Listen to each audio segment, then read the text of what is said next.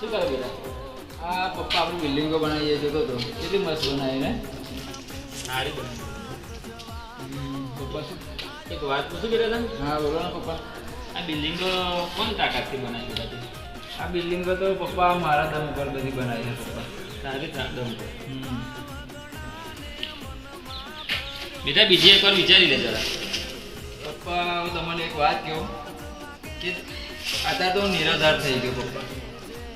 એવું તમ નિરાધાર?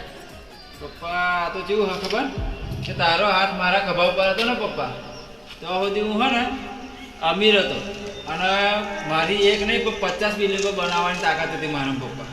પણ અત્યારે મારે એક ઝૂંપડું બનાવે ને સાપરું તો એ મારા અહીં ના બની શકે. હમણાં બેટા તું કહેતો હતો કે આ બિલ્ડિંગો તું મારા દમ પર બનાવ્યો, અત્યારે એવું કહે કે મારે છાપરું ના બનાવ્યું કેવું બેટા?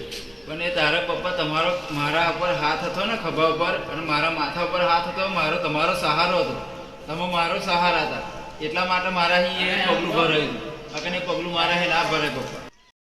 એટલે હે ને બાપની કદર કરતા શીખો અને બાપને કહું કે બાપને જ્યારે ગયડા થશે ને અને જ્યારે એમને હેરવાની તાકાત નહીં રહે ત્યારે છોકરા જ કોમમાં આવશે અને ચિતા હરગાવાય આપણે છોકરા જ કોમમાં આવે, એટલે બાપને થોડુંક કહું હા.